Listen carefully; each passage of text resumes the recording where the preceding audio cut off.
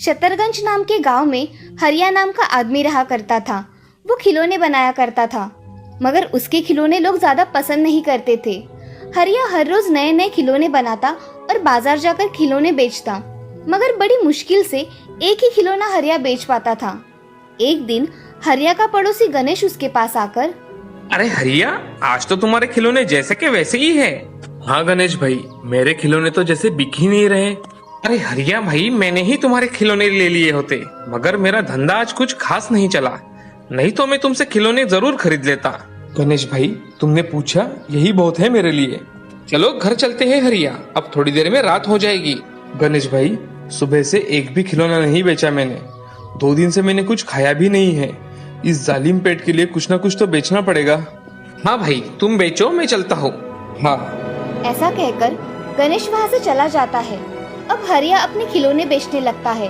तभी एक औरत अपनी लड़की के साथ हरिया के पास आकर, भैया ये गुड़िया कितने की दी? ये गुड़िया 20 रुपए की है बहन। कुछ कम करो ना भैया, घर जाने का समय हो गया है और बच्ची ने जिद की है इसलिए खिलौने ले रही हूँ, वरना खिलौने तो इतने अच्छे नहीं है। उस औरत की बात सुन हरिया दुखी हो जाता है और उस औरत से, एक काम कीजिए, आप एक खिलौना 15 रुपए में ले लीजिए, इससे कम तो नहीं आएगा। नहीं भैया, ये खिलौना 10 रुपए में देना है तो दो, मैं इससे 1 और रुपया भी ज्यादा नहीं दूंगी। ठीक है, ये लो गुड़िया। औरत ने 10 रुपए देकर वो खिलौना खरीदा और वहाँ से चली गई। हरिया को दिन भर की कमाई में से 10 रुपए ही मिले थे, इसीलिए हरिया थोड़ा नाराज था। मगर शाम हो जाने के कारण हरिया घर जाने के लिए निकलता है। तभी हरिया खुद से, आज तो मुझे घर जाने के लिए बहुत देर हो गई, जल्दी निकलना पड़ेगा। ऐसा कहकर हरिया अपनी टोकरी उठाकर जल्दी जल्दी घर जाने के लिए निकलता है। तभी उसे समझ में आता है कि रात होने के कारण उसे अब जंगल के रास्ते में से गुजरना पड़ेगा। वो जंगल के रास्ते से जाने लगता है। हरिया अपनी टोकरी लेकर वहाँ चल रहा था और खुद से बात भी कर रहा था। नसीब भी कितना खराब है, आज दिन भर की कमाई हुई तो कितनी, 10 रुपए, उसमें तो मेरा खाना तक नहीं होगा। क्या नसीब है मेरा भगवान। ऐसा कहकर हरिया घर जाने लगा। थोड़ी देर चलने के बाद उसे घना जंगल लगा। जंगल के रास्ते से वो कभी कभार जाया करता था, इसीलिए उसे डर नहीं लगता था। हरिया एक पेड़ के नीचे से जा रहा था, तभी उसे किसी की आवाज सुनाई दी, हरिया हरिया। हरिया रास्ते से फिर से चलने लगा। उसे वही आवाज आने लगी, हरिया हरिया। कौन है? किसने मुझे आवाज लगाई? हरिया हरिया। तभी हरिया को पेड़ के नीचे एक औरत बैठी हुई दिखाई देती है। ये देख हरिया। आप कौन हैं? और इतनी रात को यहाँ घने जंगल में क्या कर रही हो? मेरा नाम रजनी है। मुझे मेरे घर वालों ने घर से बाहर निकाला है, इसीलिए मैं यहाँ बैठी हुई हूँ। रजनी जी, इतनी रात को आपको इस घने जंगल में ठहरना ठीक नहीं है। आपको ठीक लगे तो आप मेरे साथ मेरे घर चल सकती है। ठीक है, मैं आपके साथ आपके घर आऊंगी। ऐसा कहकर रजनी हरिया के साथ उसके पीछे उसके घर जाने लगी। हरिया को पता ही नहीं था कि जिसे वो घर लेकर जा रहा है वो एक चुड़ैल है। कुछ समय बाद हरिया रजनी को लेकर उसके घर चला गया। घर जाते ही हरिया रजनी से, रजनी जी, ये मेरा छोटा सा घर है, आप मेरे घर में जहाँ चाहे वहाँ रह सकती है। जी ठीक है, मैं कहीं भी सो लूंगी। रजनी जी, आज घर में कुछ भी नहीं है, मैं आपको खाना तक नहीं दे सकता। क्यों, घर में कुछ भी नहीं है? नहीं रजनी जी, 2 दिन से मेरा एक भी खिलौना नहीं बिका और आज सिर्फ तो एक ही खिलौना बिका है, उससे 10 रुपए के चने लेकर आया हूँ। इसमें से आप थोड़े खा लीजिए, थोड़े मैं खा लेता हूँ। ठीक है। ऐसा कहकर रजनी और हरिया चने खाकर सो जाते हैं। रजनी रात हो जाने के कारण थोड़ी देर सोकर आधी रात को उठती है। रात में उठने के कारण वो अपने चुड़ैल के रूप में आ जाती है। वो घर में जाकर देखती है तो घर में कुछ भी खाने की चीजें नहीं होती। तभी वो 2 डिब्बों में अपने जादू से कुछ सामान भर देती है और घर के बाहर जाकर अपने जादू से बहुत खूबसूरत खिलौने बनाती है। खिलौने बन जाने के बाद वो घर में आकर सो जाती है। सुबह रजनी हरिया से पहले ही उठकर घर के सारे काम करने लगती है। तभी थोड़ी देर में हरिया उठता है। वो बाहर बने मिट्टी के खिलौने देख बहुत खुश हो जाता है और, किसने इतने सुंदर खिलौने बनाए होंगे? मैंने तो आज तक इतने सुंदर खिलौने कभी नहीं बनाए। तभी रजनी वहाँ बाहर आंगन में आ जाती है और हरिया से कहती है, हरिया जी, खिलौने अच्छे लगे? मैंने बनाए हैं। बहुत सुंदर खिलौने हैं रजनी जी। इतने सुंदर खिलौने बनाना आपने कहाँ से सीखा? हाँ हरिया जी, मैं मेरे घर में खिलौने बनाया करती थी। अच्छा, चलो मैं इन्हें बाजार जाकर बेच आता हूँ। तब तक तुम कहीं मत जाना। मैं यही रुकूंगी, आप चिंता मत कीजिए।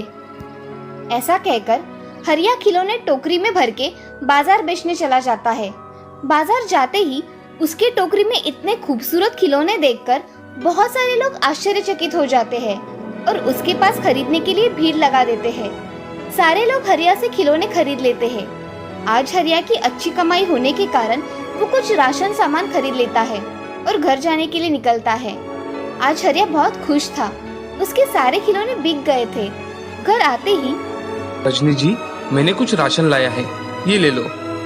थोड़ा था घर में राशन, तो मैंने उससे खाना बना लिया। मगर घर में तो कुछ भी राशन नहीं था। आइए, मैं आपको दिखाती हूँ। ऐसा कहकर रजनी हरिया को डिब्बे में भरा राशन दिखाती है। वो देख हरिया आश्चर्यचकित हो जाता है। तभी रजनी हरिया से, आप हाथ मुंह धो लीजिए, मैं खाना लगा देती हूँ। हाँ, अभी आता हूँ। ऐसा कहकर हरिया जल्दी जल्दी हाथ पाँव धोकर खाना खाने बैठ जाता है। अब हरिया और रजनी अच्छी तरह से खाना खा लेते हैं। हरिया को खुश देख रजनी भी खुश हो जाती है। हरिया रजनी से, रजनी जी, आज कितने दिनों बाद मैं घर का खाना खा रहा हूँ। मैंने आज तक इतना स्वादिष्ट खाना कभी भी नहीं खाया है। ये सब सुन रजनी बहुत खुश हो जाती है। अब ऐसे ही दिन बीत रहे थे। हर रोज रजनी अपने जादू से नए नए आकार के खिलौने बनाया करती थी और उसे देख ग्राहक हरिया के खिलौने लेने के लिए भीड़ किया करते थे। एक दिन एक छोटी बच्ची अपने पिता से, पिताजी, मुझे खिलौना लेकर दीजिए ना। नहीं मेरी बच्ची, वो खिलौना टूट जाएगा, उसका कोई उपयोग नहीं है। पिताजी, मुझे यही खिलौना चाहिए, अभी के अभी। ठीक है गुड़िया, ले लो। वो आदमी उसके लड़की को खिलौना खरीद कर देता है। वो लड़की बहुत खुश हो जाती है। आज भी हरिया के सारे खिलौने बिक गए थे। ये देख हरिया का पड़ोसी गणेश बहुत ही दुविधा में पड़ जाता है। गणेश मन ही मन में, इस हरिया के खिलौने का व्यापार इतना अच्छे से कैसे चलने लगा? जिसके खिलौने कोई खरीदता नहीं था, आजकल लोग उसके खिलौने मांग मांग कर खरीद रहे हैं। ऐसा अचानक कैसे हो गया? गणेश हरिया के पास चला जाता है और हरिया से, अरे हरिया भाई, कल तक तो धंधा अच्छा नहीं चल रहा था और अचानक से कैसे धंधा अच्छा चलने लगा? क्या बात है? सब भगवान की कृपा है गणेश भैया। चलो, खिलौने बिक गए, मैं अब घर जाता हूँ। ठीक है।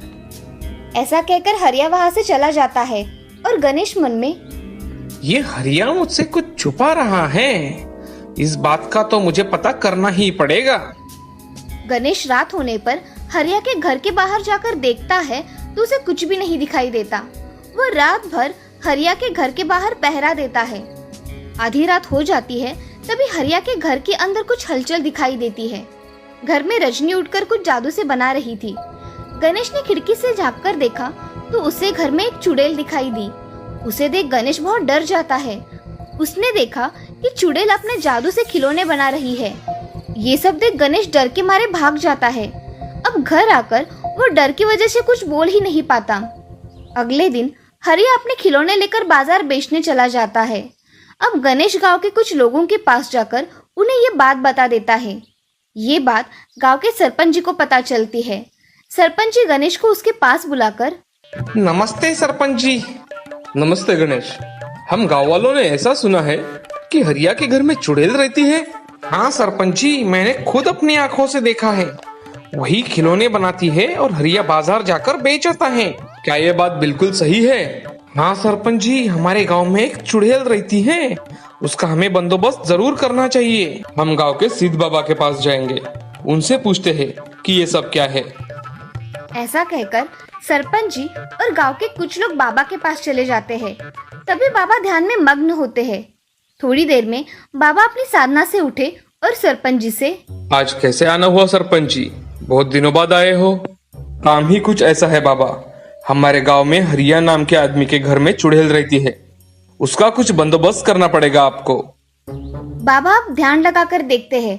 तभी उन्हें सारी बात पता चल जाती है। बाबा सरपंच जी से, मुझे उसके घर जाकर देखना है कि ये बात सच है या झूठ। चलो मेरे साथ। ऐसा कहकर बाबा सभी गांव वालों के साथ हरिया के घर चले जाते हैं। घर जाकर सभी गांव वाले हरिया से, अरे हरिया, जरा बाहर तो आना। तभी थोड़ी देर में हरिया और रजनी बाहर आकर देखते हैं तो सरपंच जी के साथ गांव वाले घर के बाहर खड़े थे। ये देख हरिया। क्या हुआ सरपंच जी, आज आप सब मेरे घर के बाहर क्यों खड़े हो? तुम्हारे घर में जो औरत रहती है वो एक चुड़ैल है, उसे कहो सामने आओ और अपने असली रूप में आओ। ये सुन हरिया का अपने कानों पर विश्वास ही नहीं होता। आपको बहुत बड़ी गलतफहमी हुई है, ये चुड़ैल नहीं, ये तो रजनी जी है। बाबा ये झूठ बोल रहा है, इसी के घर में है चुड़ैल। अगर तुम सच में चुड़ैल हो तो जल्द से जल्द अपने रूप में आ जाओ। ऐसा कहकर बाबा ने कमंडलू से थोड़ा पानी निकालकर रजनी के बदन पर छिड़क दिया।